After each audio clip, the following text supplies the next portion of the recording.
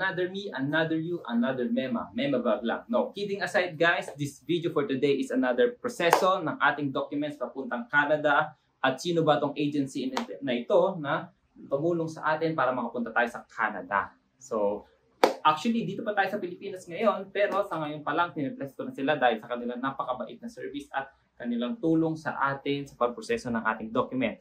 Walang iba kundi itong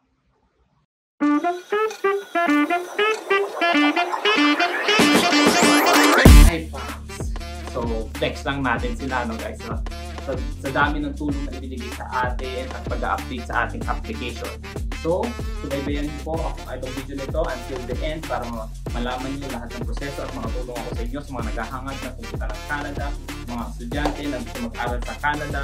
So guys, baka sakali may mapulot kayong aral, don't forget to like and subscribe naman po itong video na ito bago tayo mag-start. So, ano pang hinihintay natin? Let's begin this video! Hello, so let's start this video. Yung una kong na-receive na email sa kanya dahil is from February 6, 2024. Ito yung sabi niya, thank you for showing interest to apply as a draftsman bound to Canada. So, yan yung na-receive natin. So, meron tayong initial documents na na-receive. So, etong mga to is yung MPI, detailed resume, vaccination card, passport, TOR, college diploma, high school diploma, COE, PO certificate, PSA, SSS, general evaluation, written declaration. So, lahat ng mga ito is kailangan natin i-submit for the initial document. So, ibig sabihin na itong initial is hindi ka pa totally hired dito. It means na ikaw isa ka sa pinagpipilian nila sa mga candidates na this kind of position, no? So, ayan, nung pinasa ko na yan, ito, March 13, yung dumating na ano natin na email natin, no? Pero itong email na ito is bago po pa ma-receive ko pala, nagkaroon kami ng interview. I think basta bago end of February 'yon. Lahat ng mga candidates nandoon, yung mga engineers, welders, ganyan. So marami kaming pinagpipilian. So and then end of the day is talagang todo pray kami lahat kung sino yung blessed na ma-heart para sa kanya talaga ang Canada, di ba? So on that day, syempre kabado ka, di ba? Interview, syempre kailangan mo magpa-impress sa employer, kailangan mo ibenta nga yung skills mo, sabi nga nila, di ba? Para at least talo believe sa'yo yung employer mo, di ba? Na kaya mong gawin yung task na ibibigay nila sa'yo doon, di ba? At mapatunayan mo na yun talaga yung mga skills mo at previous experience mo. So on that day, ayun na, I think March 13, ito, so the video natin, March 13, na-receive ko yung isa pang message nila, no, na nagko-congratulate sila kung sino yung mga napili. So sabi dito, the interview went well with yung company. They have made their final decisions already. So ito yung mga nakikita nyo dito sa video, no. Hindi ko kasi pwedeng ipakita yung pangalan nila kasi wala naman akong authorization na ipakita ko sila, di ba? Mas okay na rin to for my safety na rin para hindi tayo kasuhan, di ba? So ayan, basta yan yung ito yung message na hard na yung ito yung mga napili na candidacy para sa position na ina-apply namin, no? So ayun, so napakasaya ng araw na yan, siyempre. Wala nang ibang mararamdaman ko sa araw na yan. Talagang sobrang saya mo na, alam mo yun, Canada, this is it. So yung sumunod nating eksena ngayon dito is ito na, requirements. Grabe, sobrang daming requirements. Ang katutak, talagang mapapaisip ka talaga na ang Canada talaga is hindi ganun kadali na katulad ng hindi naman sa inano ko yung Taiwan, Saudi, Middle East, no? Pero talaga kasi ibang-iba yung requirements nila, no? I think Australia, Canada, New Zealand, pare-pare silang is napakahigpit, dadaan ka talaga sa butas ng karayom. So kung makikita niyo dito sa screen, so ito pa lang, set A pa lang yan, ha? Set A. So napakadami, hindi ko na isa-isahin yan, ha? So dapat itong mga to kumpletuhin nyo. Pero yung mga PRC para sa lang yung mga yan, no? Mga license lang yan. So yan, kailangan po talaga yan. Hindi po pwedeng hindi nyo ma-submit lahat ng yan. hahanapin lahat po ng mga requirements na to. Yan, i-screenshot nyo na lang po yan, yung set A, set B. Yan, sa set B naman po, ito na yung mga ano natin, yung mga conditional job offer, employment contract, yung mga naka-translate ng friends, ganyan, yan, yung mga ipapanotarize po kayo dyan. So, napakadami, di ba? Isang katutak na documents na talagang malilito ka talaga sa dami. So, yung set C naman po, ito naman yung government requirement, no? So, ito yung mga pre-medical, memorandum of understanding, statement of understanding. So, papanotarize mo rin yun yan. Tapos yung mga PUE advisory, ang dami po talaga. Pero, nakakatuwa kasi siyempre, isipin mo ngayong matatapos mo lahat yun, di ba? Eh, talagang yun pa lang is biggest achievement mo na yun. Di ba? Tapos meron dyan link na nakasulat na dyan mo i-forward yung lahat ng mga iba mong documents kung saan kang location mapupunta. Depende po yan sa applicant. No? So, yan po. Sumunod na ano na namin, na after na namin ma-finish yung mga requirements na ipasa na namin lahat-lahat. I think nag-antay ulit kami ng kailan ba? August, yeah, August. So, August, yan, pinadala kami ulit isang email na kailangan na namin ang tawag dito, yung PME, yung pre-medical examination. Yan. Ito rin, isa rin dito sa mga required nila na talaga na kinakailangan. Kasi bago ka pumunta dun sa last na medical mo, dito pa lang, dapat may pasa mo na. Kung hindi ka makapasa dito pa lang makakapag-decide na sila na palitan ka para doon sa mga backup. Kung mapapansin nyo doon sa kaninang dito, kung may backup na nakalagay doon na ano ko lang siya, na-blur ko lang siya, may mga backup doon. So, ang nangyari sa amin, isa doon sa kasamahan ko, hindi siya nakapasa sa pre-medical examination.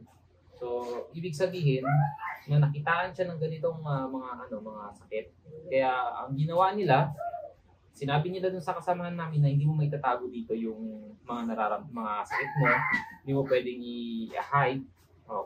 Kung itatago mo man, ito is pagtabi pa ang nakaalam ng mga ganito sakit mo, mas mawawalan ka ng potential talaga at zero chances ka na makasunod sa susunod na proseso natin. So, ayun. So, ngayon yan nangyari, no? Napalitan yung isa sa kasamahan namin.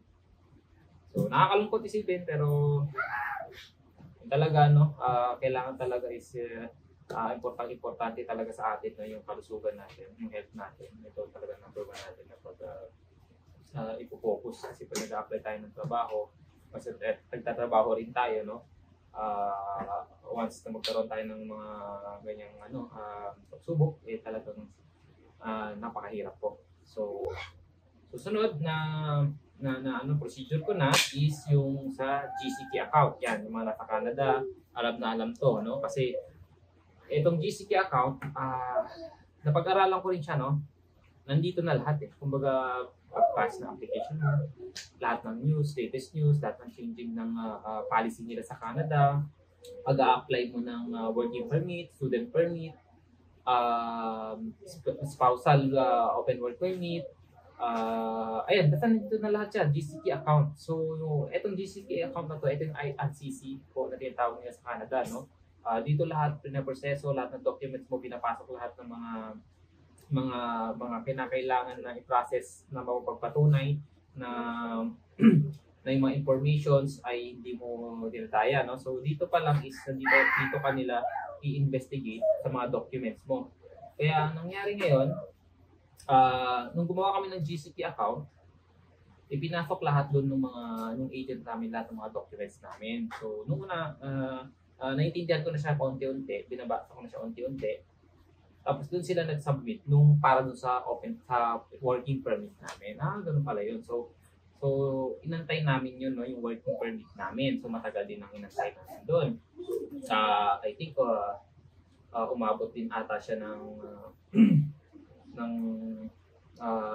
buwan ata. Tapos, sa pag-create pala ng GCP account, guys, tuturuan ko kayo. Meron tayong tutorial video dito. Siningit ko na para at least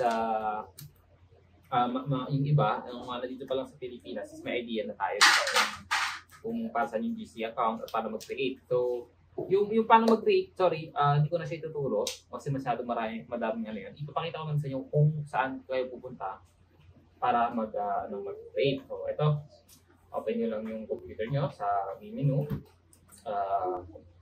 Tapos, pumunta na kayo sa Google Chrome. Yan. So, click nyo yung Google Chrome. Yan. Check nyo lang yung sa account nyo dito. Tapos, type nyo google.com. Yan. Then, type nyo lang, create GCP account. Then, boom. Doon na agad, no? Sign in mo na lang. Click mo yung sign in. Then, ayun na. Nandiyan ka na mismo sa IRCC or GCP Government of Canada, no? So, scroll down mo lang. Makikita mo dito, may GCP username password, Canadian Interior. So, hindi na pupunta dito ka sa register for an account. Yan.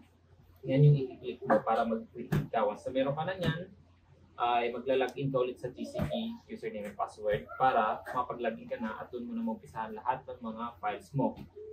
Diyan ka ngayon mag-aantay ng mga sagot sa mga proseso mo.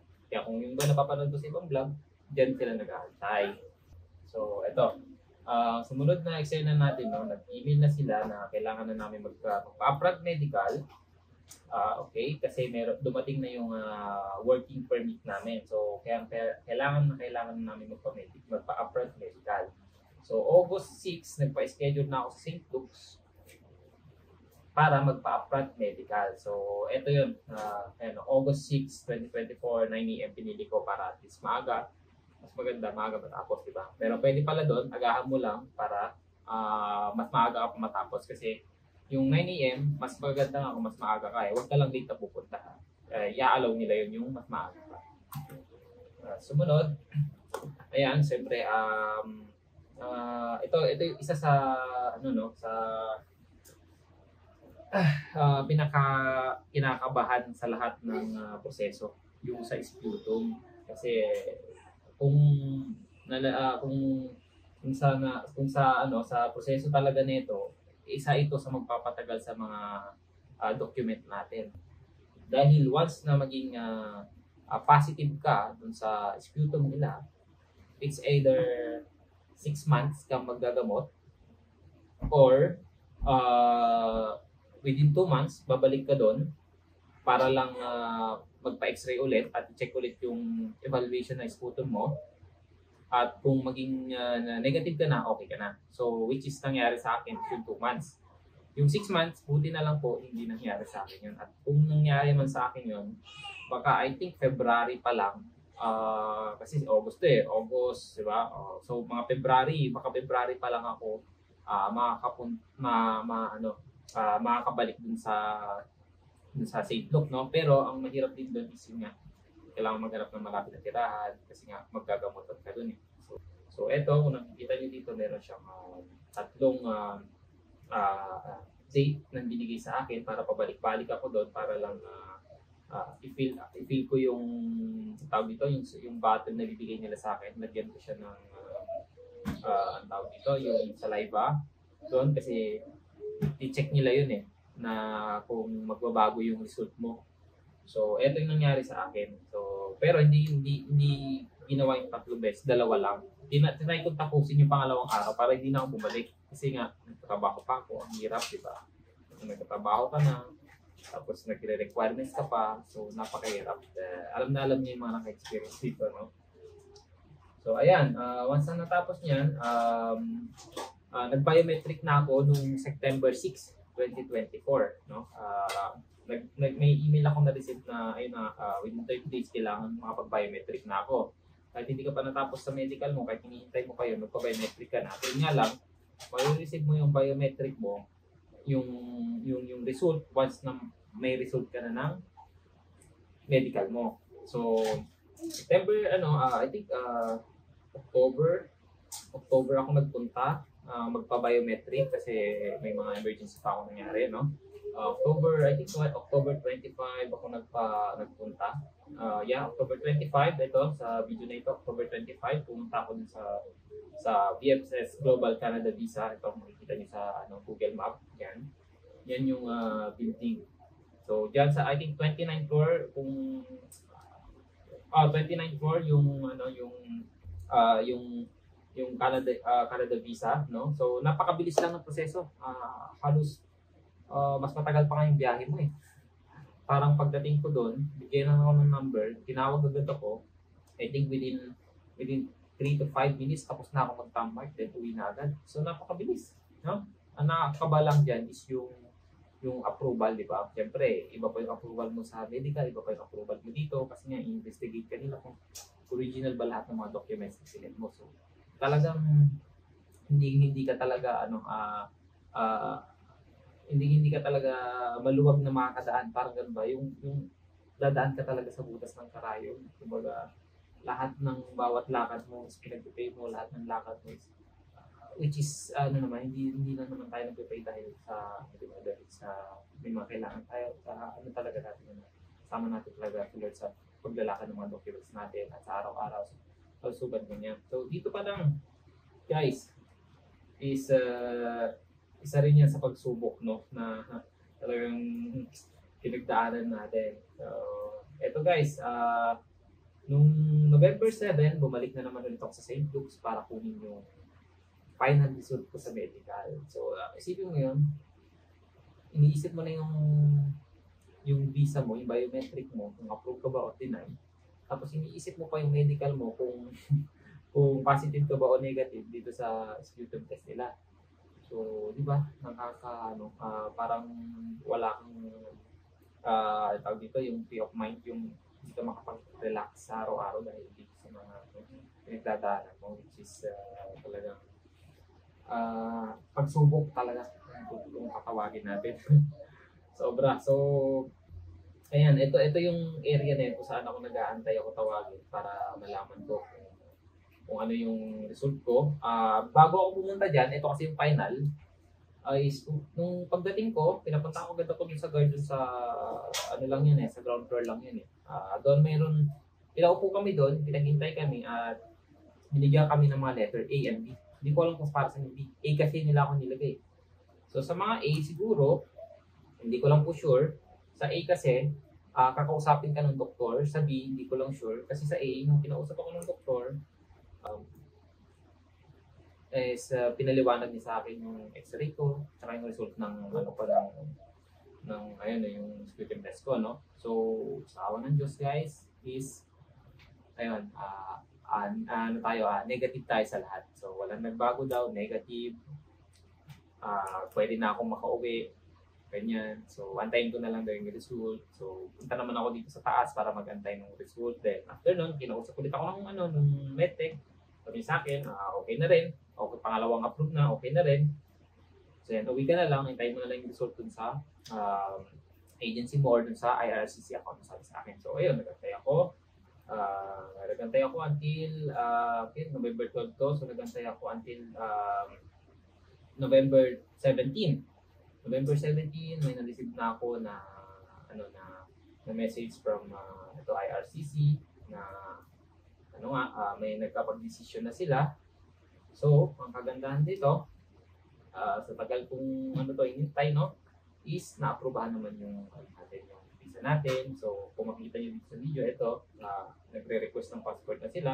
Sabi dito, this is your application for temporary residence. So, this is submit application will require your passport to finalize the processing your application. So, ito na, request na tayo ng passport guys. So, tatatakan na yung passport natin.